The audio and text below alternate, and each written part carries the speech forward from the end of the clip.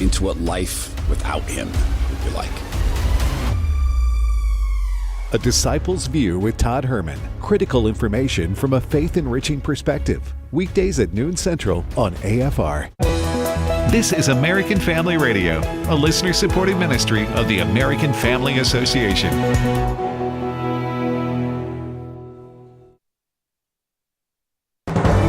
American Family News, I'm Rusty Pugh.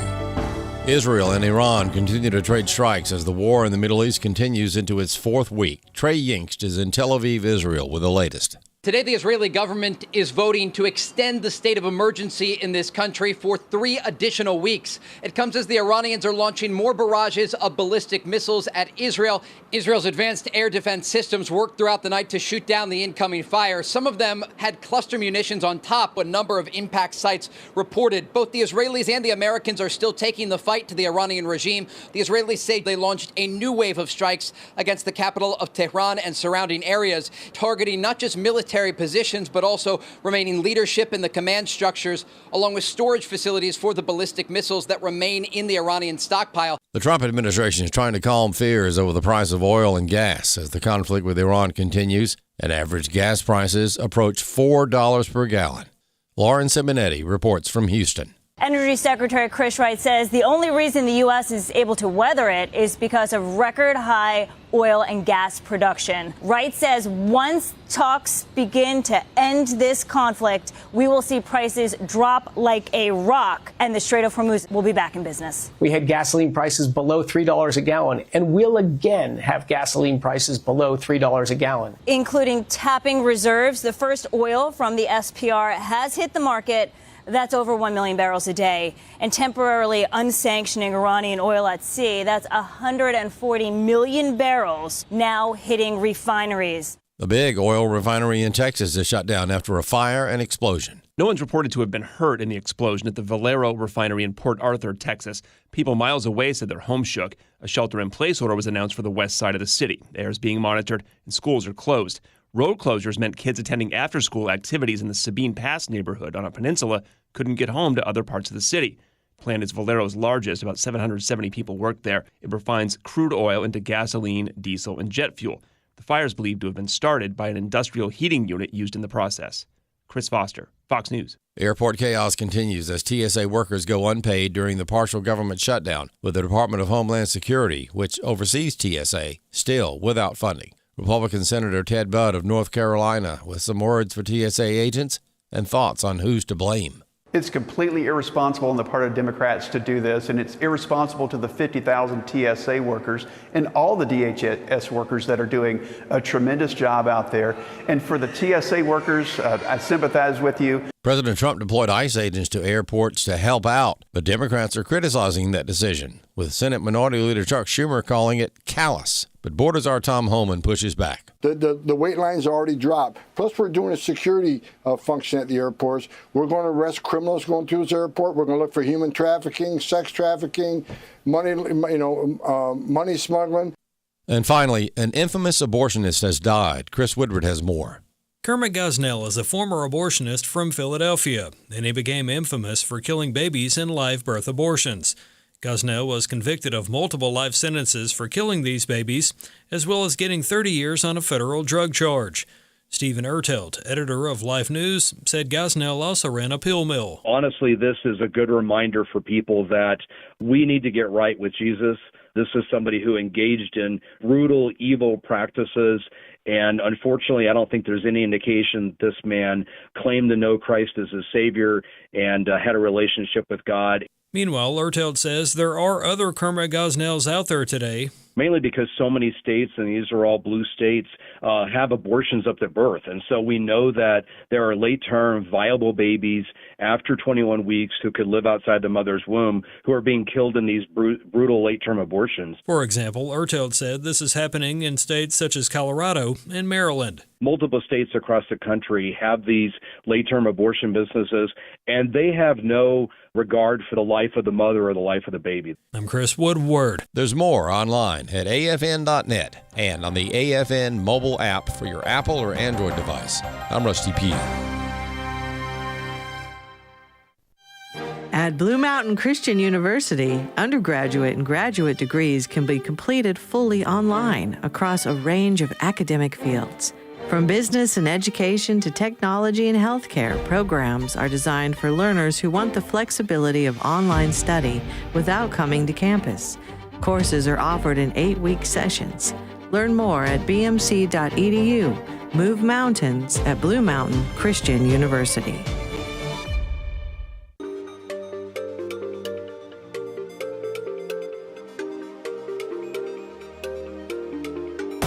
We inform. Religious freedom is about people of faith being able to live out their faith, live out their convictions, no matter where they are.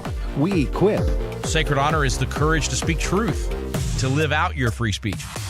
We also rejoice in our sufferings because we know that suffering produces perseverance, perseverance, character, and character, hope. This is At the Core on American Family Radio. Welcome to At the Core with Walker Wildmon and Rick Green. I'm Rick Green, America's Constitution coach. Buckle up because we've got a lot to cover today. Man, we got a hold in Iran for 5 days. We've got Joe Kent, the traitor, continuing to betray not only Charlie Kirk, but the rest of us. We'll talk about that. We got ICE at airports. Imagine that. Look at what's happened already in a few of those airports in terms of improving the wait time. You got a Senate deal potentially to fund DHS.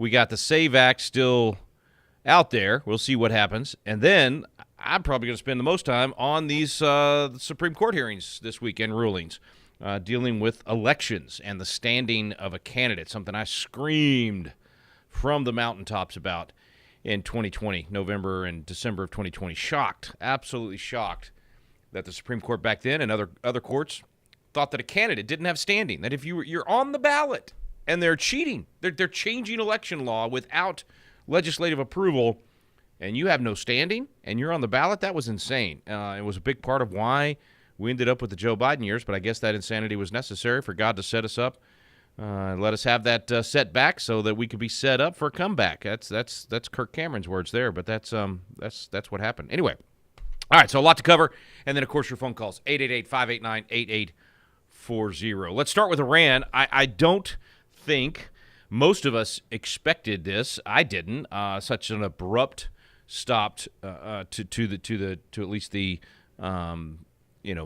actions that we were taking. I don't have a crystal ball, folks. I don't have an inside track. I'm not in the room, but I sure trust the guy in the room, as I've said many times here. And if he thinks we're to the point where he could get a deal, then get a good what he would consider to be a regime change. Then we'll see. We'll see. I'm one of those guys. I prefer to have a complete clean slate. It's just cleaner. But life's not simple or easy. And when you're talking about this kind of a situation where it's 47 years of tyranny and one of the worst regimes in history, being able to even find somebody you can deal with and negotiate with has been one of the biggest challenges. And apparently the president says that he's got somebody that he's able to talk to. I haven't been able to – maybe that headline came out and I just haven't seen it yet, who he's actually considering to be the potential, next leader or person to at least usher in some sort of change. Let me say this. I had a great time with my scholars today at Patriot Academy. We have this Patriot Institute where we have students here for a full year, and we get to dive deep on a lot of these subjects. And this topic, of course, was on the table yesterday and today. And I'm not so Pollyanna, simple-minded, pro-democracy that I think you can airdrop a constitution into a country and expect them to live by it and it operate well. You've got to have good soil and good seed. Constitutional republic form of government is the best seed, no doubt. It's the best form of government. Actually, as Madison said, it's the worst form of government other than every other one.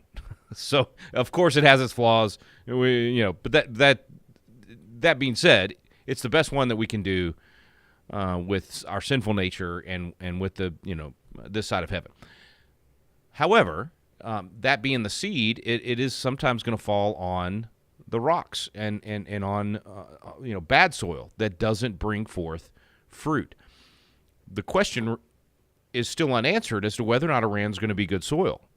we don't know if after 47 years there's any good soil left. We think there is. We see the riots, or the protests in the streets. They call them riots, I should say, protests in the streets, and we say, okay, are these people yearning for freedom? Are they just being anti whatever government is in place, or are they yearning for freedom? I think they're yearning for freedom. I mean, I've got friends from Iran.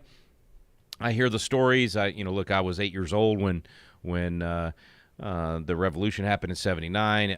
So I don't know exactly how free they were before that, but definitely more free than they've been for the last 47. My point is, in Iraq, it wasn't good soil. We knew that going in. You've got people that have no concept of self-governance. You have to be able to self-govern in order to have a constitutional republic that works. Frankly, I don't think any Islamic-dominated country can have a constitutional republic that works. It's just incompatible with Sharia. It's incompatible with their concepts of God and their family structure. I mean, all of it. It just doesn't work. And so, Iraq doesn't work. Gaza wouldn't work. You wouldn't be able to have a two-state solution and expect the Palestinian people to govern themselves without it becoming another Hamas. You have to make that part of Israel, and it has to be, there has to be an education system change. You have to change the soil. You literally have to go in and till up that entire situation. Same thing in Japan, right? We had to go in and completely remake that culture. We had to go in and change their education system, their economic system, all of those things. It was a death cult. It's the reason that, the whole kamikaze mindset. That's the same with these Islamic terrorists. Iran is a weird one because the radical Islamic control has not always been there. The Persian people have a rich history, and they have a they weren't always Islamic, and even today, I forget the numbers. They're not like some nations that are 90% Islamic. It's there's a pretty decent percentage of Christians and secular and all of the things that potentially could create a decent mix for a decent society. But I say potential because there's no guarantees at all. Trump knows this. He went in eyes wide open, knowing that the only way this would work in terms of a regime change, like what people in America think of as regime change, like you're going to somehow end up with a free society, is if there is enough good soil and enough people rise up and good leaders step forward, and all of those things are, man, the stars got to align. Now that doesn't mean we should have done what we did and continue to do what we're doing. I think at this point, if President Trump says after the 5 days of negotiations, if he comes out of there and says, all right, whoever the leader will be, and the form of government will be, is what we've negotiated. It's the best we could get, and so it's not ideal, but it's the best we can get. And now the straits are open, and we've got a guarantee of no attacks on oil tankers, and we've got some level of civil rights that is going to be guaranteed to the Iranian people. It's still a win. I mean, if he came out tomorrow and said, you know what, okay, we did the main thing we went in there to do. The rest is up to the Iranian people. The straits, it's up to Europe and the people that actually have their oil going through there. We did our part. We set them back. We took out the nuclear capabilities. We made sure they don't have a nuclear bomb. That was our number one. And we shut down their ability to be the head of the snake and the instigator of terrorism around the world. But we're done, and we don't care what their government looks like at this point. We'll have to go in and clean it up again in 10 years or 20 years or whatever, but we at least bought ourselves some time. I could live with that. I'd be like, okay, hey, that's a legitimate America first action and policy. Now, the America-only people would say no, that we should have just never done any of it in the first place, and yada, yada, but America-only doesn't work, folks. It just doesn't work. We will be sitting ducks at some point, and not only that, it just doesn't work economically. There's a lot of reasons America-only is not a winning strategy. America first can be exactly what Trump is being right now, where on rare occasions we use our might and the power that God has given us through our economic system and our free enterprise and our constitutional republic has produced the I always say it, the wealthiest, the most powerful, the most free, the most benevolent nation in history.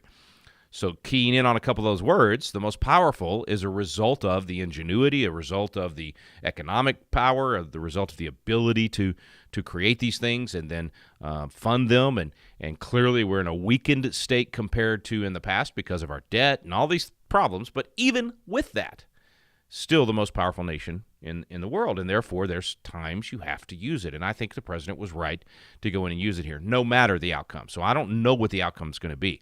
I'm just telling you, I don't think there's any outcome where he comes out of this 5 days that we would say it wasn't worth it and that it wasn't a good move to go in and cut off their ability to wage terror. Of course, recognizing that they will start working immediately to rebuild, and unless we want to go in and have a forever war and put troops on the ground and micromanage their country, which I don't think there's any stomach for, and I would not be for, you're not going to guarantee that the extremists don't end up back in charge. Okay, so that could happen.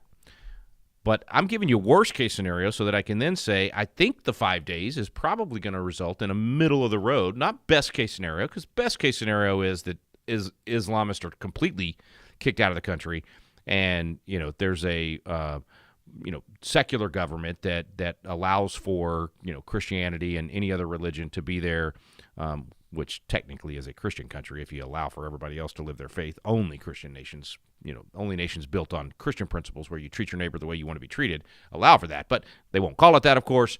But that will be the influence that would create that environment. It could happen, and I think the revival and whether or not the Christian church is exploding over there like we think it is and have been told, and could end up with a total change and shining city on a hill in that part of the world. I've heard several people literally prophesy that was going to happen. I've heard people that I actually have some confidence that they really do hear from the Lord. So I don't know, man. I mean, I think it could end up at the end of the 5 days much better than we think, or could go right back into fighting. I think the president has a little bit more time before it could potentially mean annihilation of the Republicans in the midterms. Unfortunately, that's just the way it is. There's just not an appetite for an extended, no matter what it's accomplishing, no matter how many years it sets back our enemies or frees millions of people. It doesn't matter. However good it is, it's a loser in the campaign if we're still fighting the war. There's just not an appetite among the American people for an extended deal here. But I do think he's got a few more weeks. So if he comes out of this 5 days and says, you know what, they're still negotiating bad faith, we're going to keep bombing them, and goes back to destroying until he completely destroys every vestige of that old regime, I'm okay with that too. But I just don't think he has that long to be able to do that, and he knows that. And I think that he would love to be able to say, I said 4 to 6 weeks, we're within the 4 to 6 weeks window, and we're done. That would be massive victory for President Trump, and I think that's what he's after. Okay, so that was the first headline that I mentioned. I'll see if I can knock out another one before we go to break. ICE at the airports. This is fun. It's fun to watch for me. I travel a lot, man. I'm flying 3 times a week, and this week I actually get to be home, and most of the last week get to be home. Very, very rare. But I'm in a lot of airports and stand in a lot of those long lines. And number one, just more ICE presence everywhere. The one of the few things that the federal government should be doing, and these Democrats don't want to fund it.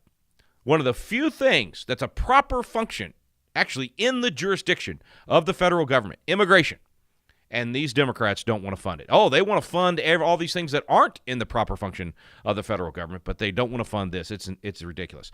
So DHS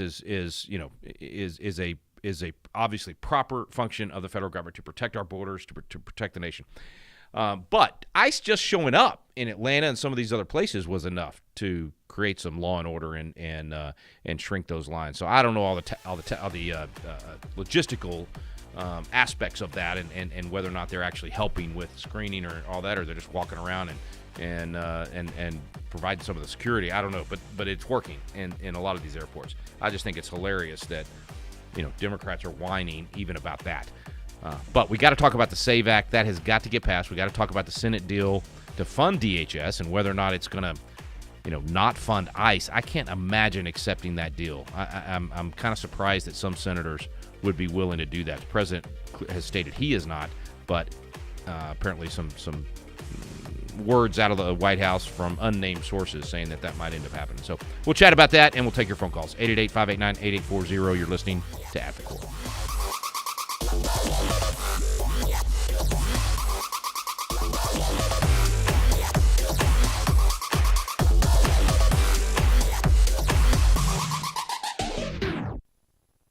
Having determined our appointed times and the boundaries of our habitation. My name is Abraham Hamilton III, and this is the Hamilton Minute.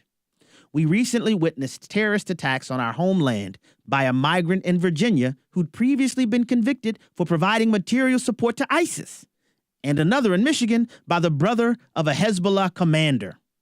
It's become political ping pong to discuss the failures of our immigration policies and the intentional opening of our southern border to massive illegal immigration by the Biden administration.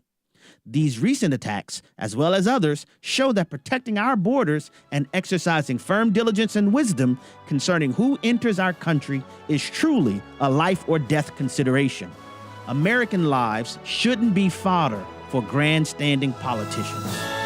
Listen each weekday from 5 to 6 p.m. Central for the Hamilton Corner with Abraham Hamilton III, public policy analyst for the American Family Association.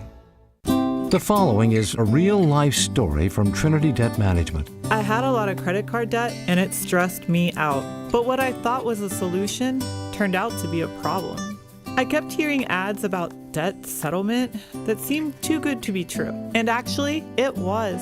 When I called, they told me to stop paying my bills. That didn't sound right to me at all, so I hung up.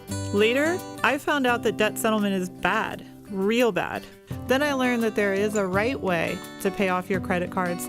It's called a debt management program from the great team at Trinity. Trinity had a plan. In the end, I paid off my bills, I saved thousands, and I even improved my credit score. If credit card debt has you down, call Trinity at 1-800-788-1813. My name is Heather. Please forget debt settlement and remember Trinity Debt Management. 1-800-788-1813. God's hand has been upon this nation from the beginning.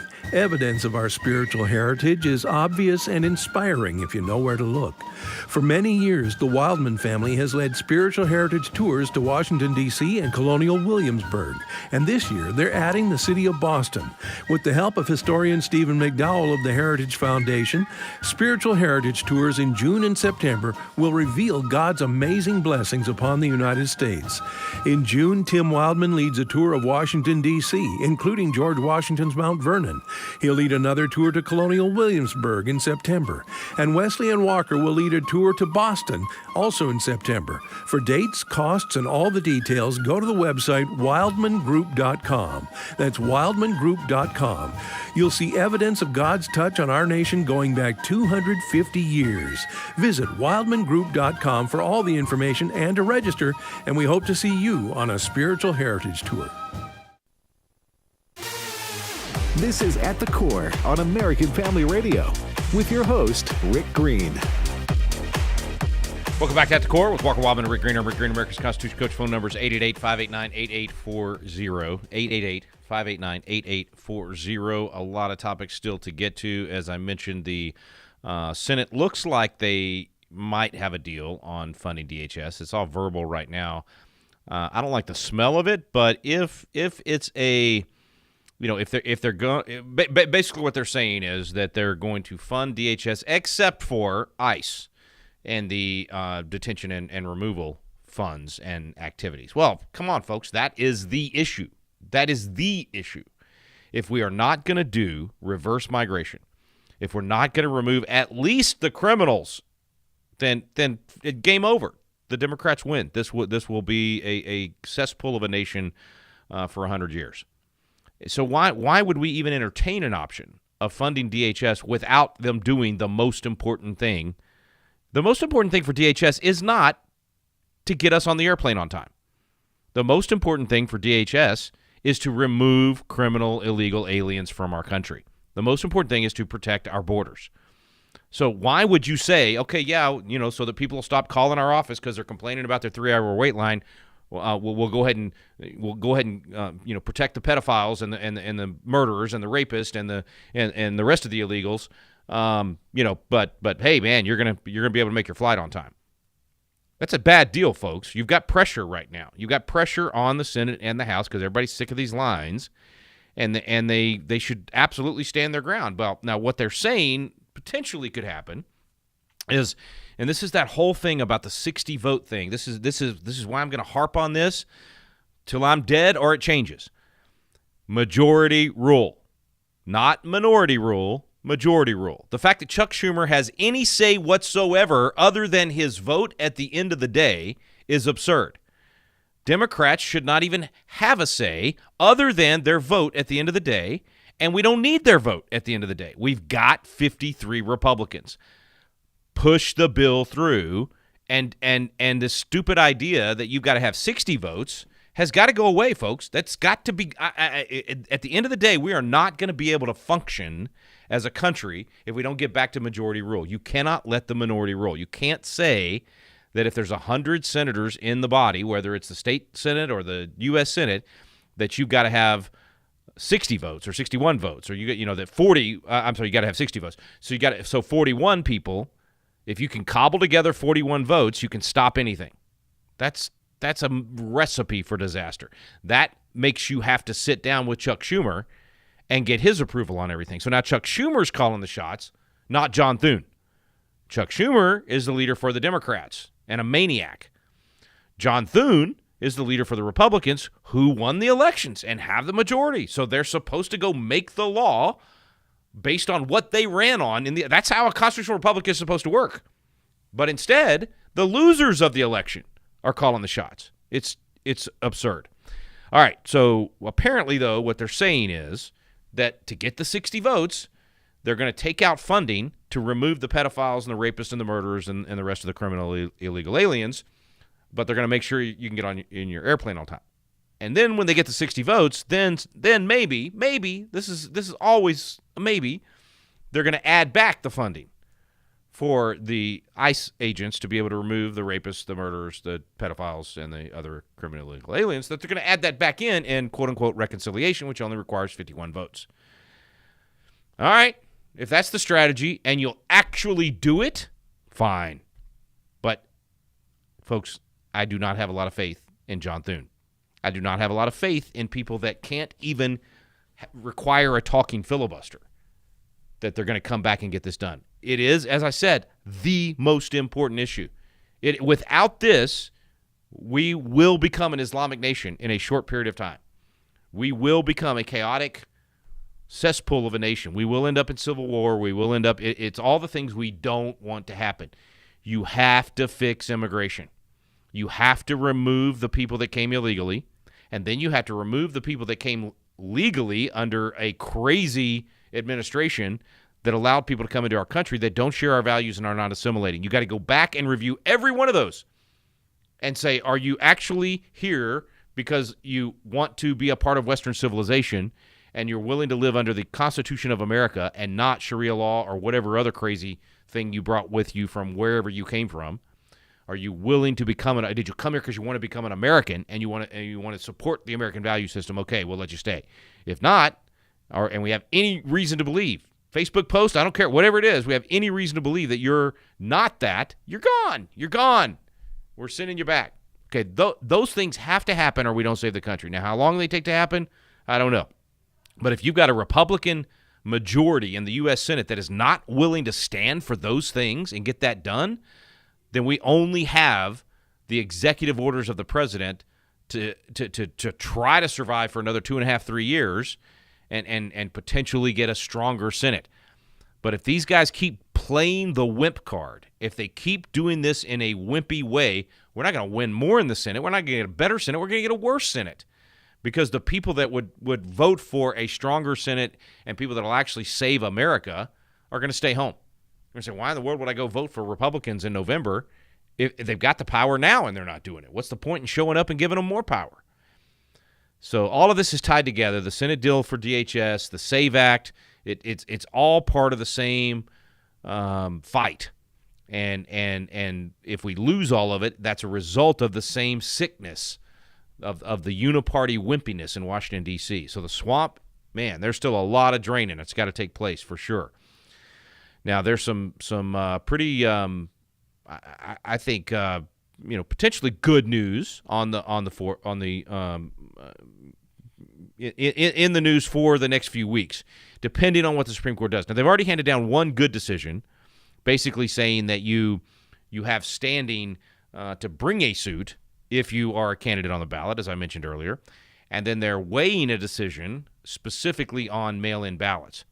Now, based on the questioning of the Supreme Court justices, it could go beyond the question before the court, which is can you count mail-in ballots that arrive after Election Day? They could visit the question of voting before Election Day as well, or mail-in ballots, or all these other things. I mean, Alito was pretty, I think, to the point that Election Day is Election Day, not days. So I don't know that I don't think they would go that far. That's just kind of throw that out there. That somehow, some way, maybe behind the scenes. I mean, sometimes the Supreme Court comes out with a very surprising opinion that goes even further than what they were being asked or what was being considered. I don't think that's always good. I think that's actually very risky to allow a court to do that and go beyond. But if they're applying the Constitution and the law and making a statement about what that actually requires, which the Constitution requires Election Day, not election days. If you want election days, then you could do that, but you should have to do a constitutional amendment to change the law, to change the Constitution and what it actually requires. And so that was kind of part of the questioning and comments and things that came from Alito. It's going to be interesting to see if they go that far. Most importantly, though, the two big questions that I think could be answered. One's already been answered in a pretty strong affirmative 7-2. That if you're a candidate on the ballot, you have the right to bring suit. You have standing. Had that been the way they handled it in 2020, we'd have had a very different outcome of all the challenges. Now, the second question is whether or not you can keep counting ballots after Election Day and whether or not Election Day means anything. So who knows? That's Mississippi's the one that had that challenge, and I'm frustrated with my Republican colleagues in a lot of these southern states and other red states that have super majorities and still haven't gotten rid of stuff like that. Like, why would Mississippi's law even allow for counting after Election Day? Well, the why is because in COVID we lost our minds, and they allowed for that stuff because they bought the lie and the shutdowns and everything else. But man, that's 6 years ago, 5 years ago. Why in the world haven't we fixed that? Why would we have to have a lawsuit going to the Supreme Court from Mississippi? Why would Mississippi's Republican legislature and governor not have fixed that? For the same reason that Texas still has a bunch of goofy stuff in the election law and hasn't pushed the envelope and gotten back to sanity. Again, the wimpiness of Republicans unwilling to do what needs to be done. And sometimes it's they don't have the votes. But in these super red states with super majorities, it's not because they don't have the votes. It's because they don't have the backbone in most of those cases. I know I'm armchair quarterbacking. I know some of you are thinking, well, Rick, it's easy to say that because you're just sitting there on your microphone and you're not having to negotiate the deal and you're not having to cobble together. I get it. I know. I train people I bring people into Patriot Academy's legislative hall and put them through a legislative session for that very reason, so that they will know how hard it is to pass a law. So I will backpedal a little bit and say, I understand it's hard. I get it. It's just frustrating when it seems so obvious. I mean, we're not talking about cobbling together votes to get some, very controversial, like the nation's 50-50 on, abortion or whatever it might be. I mean, we're talking about the most common sense things that 20 years ago you would have said, what? You're letting people vote without being able to prove who they are? You're letting illegals, people that came into your nation illegally, or people that are not citizens, vote in the election, and you're blocking bills that would allow for that? I mean, even 20 years ago in the Democrat Party, that would have been insanity. So I think I'm allowed a little bit of sarcasm, frustration, basically not being as understanding of how difficult it is to pass a bill when we're talking about something that is so common sense. So I guess I feel Mike Lee's pain, man. This guy, he is a champ for what he's been doing with the SAVE Act and continuing to stand his ground and fight that battle when so few people seem to be willing to just go back to common sense. So anyway, all right, let's go to the phones. 888-589-8840, 888-589-8840. Dixon in Texas is up first. Dixon, go ahead. Hello. Yes. Pleasure talking to you. Okay, I just Absolutely. want to Thanks for can you calling hear in. me? Yeah, I got you. All right. I just want to mention a few things that my ex-wife told me years ago. Our country wants us to be communist. Well, think about it. Barack Hussein Obama made same-sex marriage illegal. Okay, that's the first part. Destroy the family unit. The next part is, indoctrinate the children. The next part is control the newspapers and the media. The next part is get rid of religion. The next part is create chaos, and then take away guns and reduce the population. And I don't know if you heard Kamala Harris in her speech. She actually said it coherently. She said, with electric cars, our children would have cleaner air, cleaner water with a reduced population. Can you see that all happening in the United States? Well, yeah, I mean, there's no doubt, Dixon, that the plan to destroy America that has been really in place for 80 years has been successful. I mean, look, they've remade the education system, the bureaucracy, now the election system, the immigration system. I mean, they have been winning over and over and over and over again. Now, I will say, even in the midst of all of that, where we might have felt like, man, they are doing all the winning, Donald Trump has, in fact, turned more things around and reversed a lot of these things, or at least stopped a lot of them and reversed a few of them in a matter of 13 months in a way that we have to acknowledge.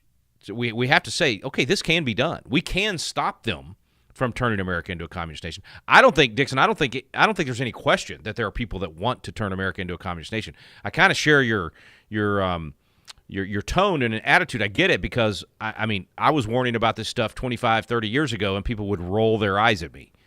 When I would say exactly what your ex-wife said, or what we've seen happen, I would point out some of these things in the direction it goes. Oh my goodness, they acted like I was a fearmonger and all this stuff, and just red, white, and blue, wave the flag all the time. I mean, I got called all kinds of things, and it obviously happened. But the good news is that once we got to there was sort of a tipping point in the COVID thing, that all of a sudden those people that were rolling their eyes were going, oh, maybe those guys were right. Maybe the people that warned were right. Maybe George Orwell had a point in 1984. Maybe that could happen here. Maybe Skousen was right in Naked Communist, and that the things that he warned about, they're actually happening now. And that's probably the closest to what you're saying, Dixon. If you go back and read, I mean, that was 1959 when Cleon Skousen wrote Naked Communist and pointed out what we're saying, that there are people that want to turn America into a communist nation, and they are getting a foothold. Man, if you read that book, I highly recommend it to everybody. If you read that book today, it's like you're reading the headlines of today in terms of what he said could and would happen if we didn't wake up. So I think they've won a lot of the battles, but that is not a reason for us to say, oh, okay, well then let's give up, or let's go to civil war, or let's go to secession, or let's go to whatever those extreme measures are that could be necessary at some point. That's the way of the world. That's history. I mean, look, Israel and Judah. I mean, there's lots of things we could point to, but I don't think we're anywhere near that now. I think what Trump has been able to do in the last 13 months, and frankly, what conservative activists have been able to do, what Charlie Kirk was able to do with Turning Point, what we've been able to do with Patriot Academy, what David Barton and Tim Barton have been able to do with Wall Builders, and what American Family Association has been able to do, is actually pretty remarkable. In the face of the left having every single institution in their control, we've been able, with very little, able to put the brakes on and start to win back some of these areas of the culture. We got a long way to go, and a short time to get there. I'm not going to sing, I promise. We got a long way to go, but it is absolutely possible. And even if it wasn't, it doesn't change our duty. So when we come back from the break, we'll talk about some of those things we can be doing in the midst of this fight to make the most of the opportunity before us. Because I will say this, more victories in the last 13 months than I've ever seen in my lifetime, more opportunity in the next couple of years than I think we'll ever have for 100 years. So let's make the most of it. Stay with us. You're listening to At the Core with Walker Wildmon and Rick Green.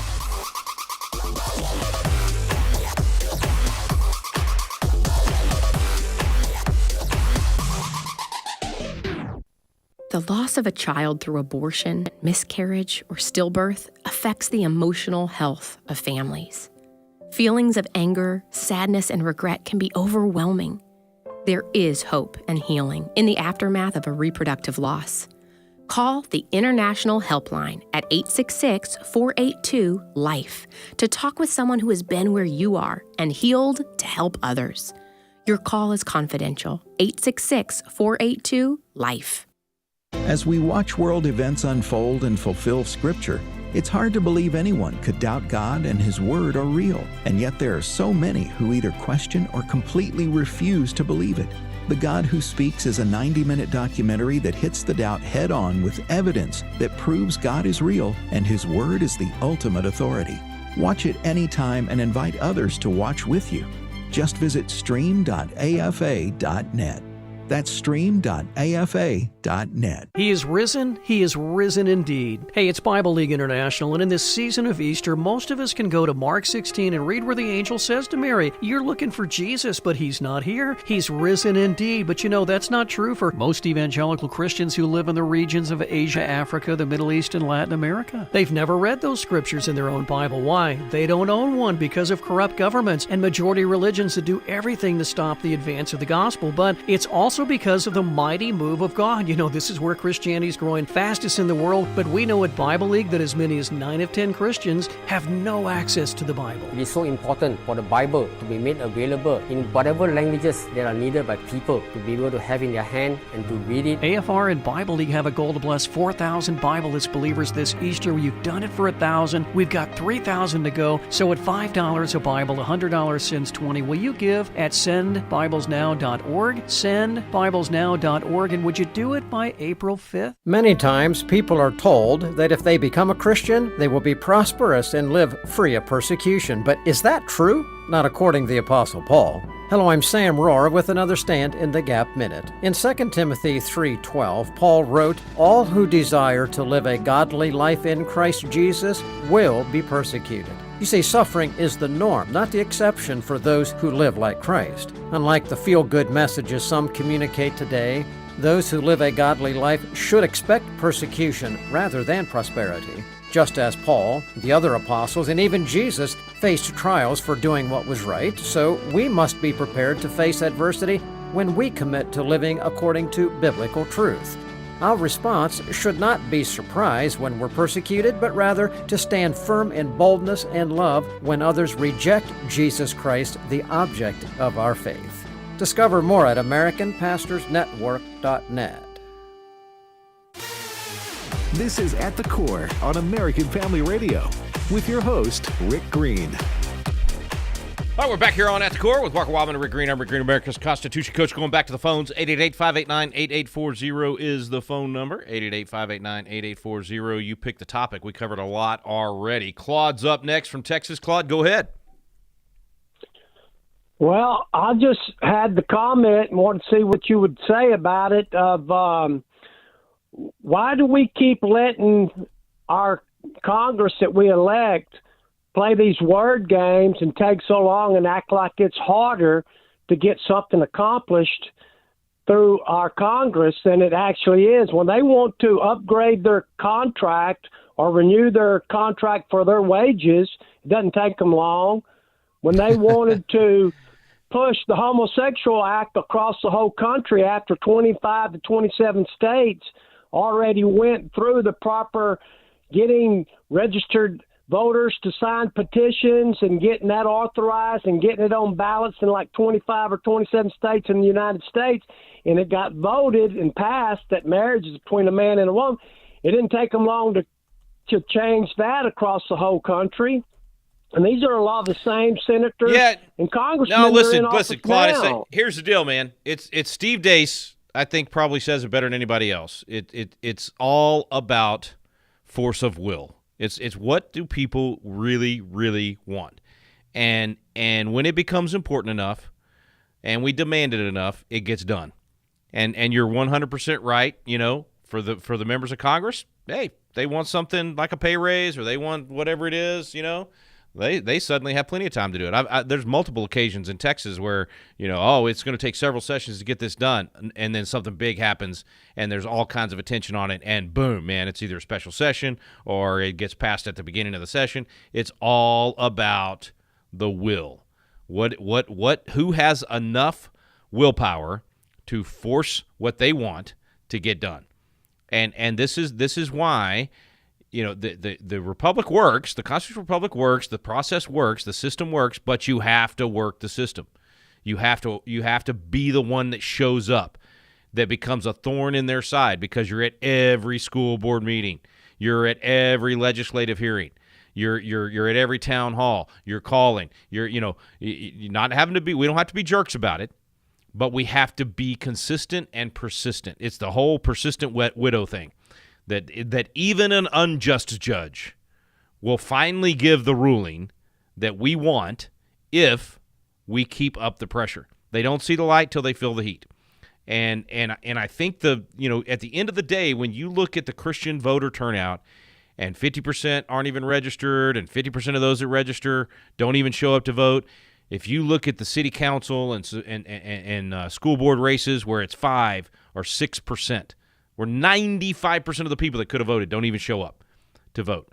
When you look at those things, then while I share your frustration with what Congress does or doesn't do, and the legislature does or doesn't do, at the end of the day, who's responsible? Who's at fault for the policies that we have? We are. We have allowed it to happen. The church has allowed it to happen. If we are not, if your pastor is not on a regular basis, not one time in 10 years, but on a regular basis, every election, giving at least 2 minutes on a Sunday morning saying, hey, folks, this is important. This is a stewardship thing. God's planted us in a free society. He's given us the right to vote and choose our leaders. He's given us the ability and a voice to speak. We better use it, because if we don't, we're the wicked and slothful servant. We want to be the good and faithful servant. And they don't even have to get up and say, here's my list of candidates and who I'm voting for. I think they should. I think that is absolutely constitutional. It is now allowed, with this IRS settlement thing. It is needed because most people don't know who to vote for and don't do their homework. So I think they need to do that. But even if they don't do that, at a bare minimum, like this is the least that they should do. They should get up and say, voting is important, elections are important, and voting biblically is important. Don't just say, hey, everybody needs to go vote, because the church ends up voting like the world if that's all you say. They don't do any better. You have to say, hey, everybody needs to go vote, and you need to vote biblically. Now, if you have not discipled your church and they don't know what that means, then you need to have a biblical citizenship class as soon as possible. Start educating them on how to vote biblically. What does it mean to be a biblical citizen? What does it mean to be free? What does it mean to be a good steward of what God's given us in this culture, in this society, in this nation where we've been planted? And if we don't do that, if the church doesn't do that, it's not going to get any better. It's going to get worse. So I hate to sound like a broken record, but I mean, that's what we've been saying for 30 years. The church has to step up. Christians have to do their duty. So while I can't stand the wimpiness of these politicians unwilling to do the right thing, at the end of the day, it's because the citizens are unwilling to do the right thing. It's because we are not holding their feet to the fire. We're too fat and happy and lazy. We're too blessed to live in a society where we don't really have to sweat it much. And even our toughest times are pretty good times compared to most people who have ever lived on the planet. And so that, until we wake up and say, I will not hand to my children and grandchildren a broken nation run by a bunch of weak, soft men that will lead us into tyranny. I am going to sacrifice my time. That's my life. I'm going to sacrifice my money. I'm going to start giving some percentage of my income to candidates and causes that are fighting for this, and I'm going to sacrifice my sacred honor. I'm going to speak truth no matter what it costs me. I don't care if my reputation gets ruined. Until you have enough people willing to do those three things, lives, fortune, sacred honor, time, money, reputation, then it's not going to change. Now, I think we can get there. I don't come on here every Tuesday afternoon and spend an hour talking about these things, or spend, now my whole life is dedicated to motivating, educating, equipping, deploying citizens to give of their lives, fortune, sacred honor. I don't do that because I don't think it's going to work. I think it's going to work. I think we can win. I think we can turn this nation around. I think the soil here is good enough. I think we do have enough fumes of freedom here, and the good principles in the DNA of our nation. Now it's being diluted. There's no doubt. That's the whole point of the mass migration into the country, is to dilute that DNA of biblical Christianity, biblical Christianity, but biblical citizenship. But I think there's enough there. I really do. I'm spoiled to this because I go around the country speaking to groups that have it. I have young people that come spend a year with me here at the Patriot Institute on the campus that have it. I get to this summer. I'll go to 7 different state capitals and conduct leadership congresses with young people that have it. They've got the DNA in them. They've got the soul. So even though they may not have the education yet, they don't have the biblical or civic literacy yet, the soil is good. So then when I come in and I throw good seeds into that soil and teach them that history, when I put them in front of David Barton and Tim Barton and all these other people, and they get more of those good seeds, it's good soil. And then we water it and we keep them engaged and we teach them. I mean, that's discipleship, and then we get good fruit. Well, the same exact thing can happen in your life. The same thing can happen in your neighborhood, in your church, in your community. And you can be the catalyst for causing that. You can be the one that lights that torch, that lights that brush fire of liberty that then others will get engaged in. But somebody's got to lead. Somebody's got to step up and say enough is enough. And you don't have to grab the pitchfork and charge City Hall. You have to be willing to just step up and give of your time, your money, and your reputation. If you're willing to do that, if you're willing to say, if you're listening to me right now and you're going, okay, Rick, what do I do? Then go to patriotacademy.com, get signed up as a coach, and start getting people together in your community, learning what a biblical citizen is. That's where it starts. And once they figure out and they realize, wow, this nation has an incredible history, but that history happened because people stepped up and did the right thing, and I'm going to have to be one of those people that steps up and does the right thing for this generation. It's my turn. It's my hour at the Watchtower of Freedom. It's my time to stand guard at the Watchtower of Freedom. If that's you, if there's something in your heart right now that's jumping and leaping, if there's something in you that's going, yes, I want to be that, I want to do that, we need you. We will train you. We will equip you. We'll give you everything you need to be the instigator in your community, the catalyst, the spark that lights a brush fire of liberty right there in your church, in your neighborhood, in your community. PatriotAcademy.com. Get signed up as a Constitution coach. That's the place to start. And then start a Rebuilding Liberty course or a Biblical Citizenship course next week. I'm not kidding. Like, don't wait. If this stuff you're watching in Washington, D.C. with the Senate not able to pass the SAVE Act and not able to fund the removal of our worst elements of our they're not even part of our society. They're invaders. If that stuff frustrates you, then do something about it.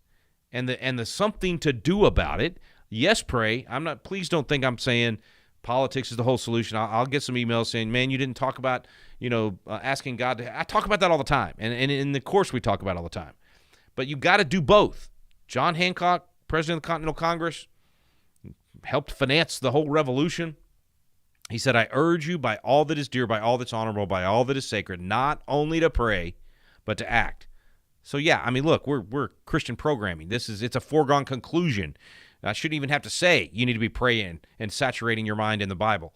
Because all the stuff I'm talking about in terms of action, how are you going to know what the right policy to push for is if you're not saturated in God's word? So that part's kind of a given. I guess it shouldn't be. I mean, I need to reiterate it. So clearly pray, clearly in God's word.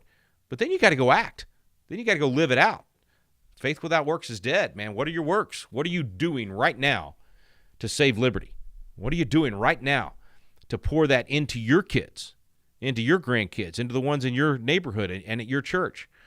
We just did a first time we've ever done this, and maybe it's something that I'll be able to bring to you as an option for your community as well. But we just did a Vacation Liberty School.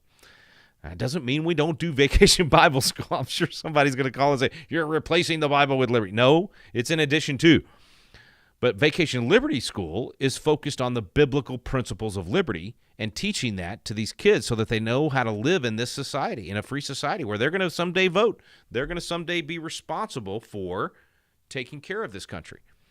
And so that was one of the things we decided we could do to help start a brush fire of liberty. Well, maybe that's you. Maybe that's what you could do. Maybe it's something as simple as getting your pastor to speak to the cultural issues. Maybe it's something as simple as getting your church registered on the mychurchfinder.org website. If your church is already a biblically sound, culturally engaged church, you need to have it on that website, because then people that are looking for a place that's actually going to apply the Bible to what's going on in the world, not just talk about it, not just say this is how we should live, but we don't want to offend anybody, so we're not going to go do those things.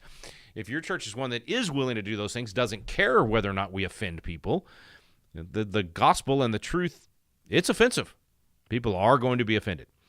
So, anyway, I got a little excited. Sorry, I just think, and I forget the caller's name now. Sorry, Dixon. I think Dixon's spot on.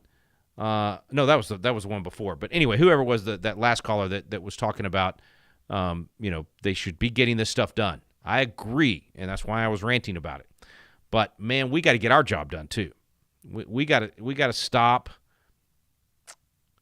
just enjoying the blessings of liberty without bearing the burden.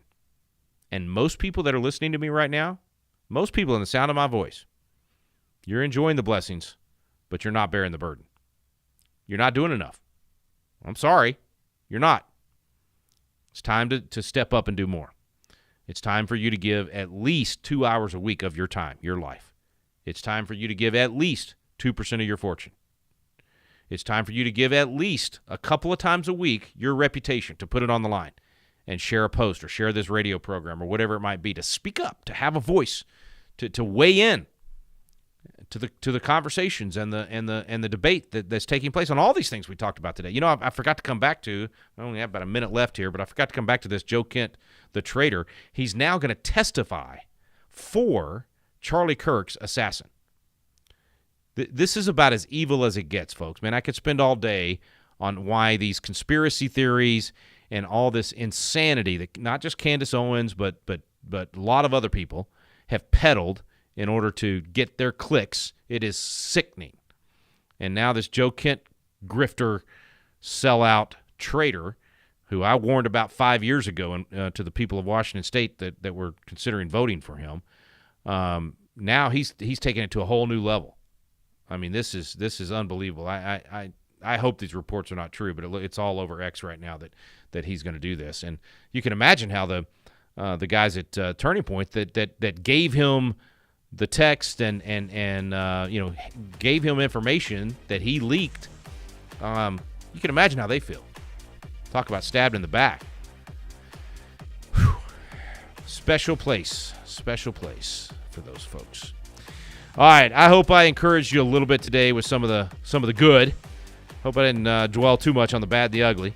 We'll get back to it on Thursday. Walker's got you tomorrow. Of course, I'm with you on Tuesdays and Thursdays. Walker with you Monday, Wednesdays, and Fridays. But find something to do, folks. Take action. Get over there on Patriot Academy. Get signed up as a coach. It's free. And get you a class started this week. It's no time to dawdle. All right. Thanks for listening today, folks. You've been listening to At the Core with Walker Wildmon and Rick Green.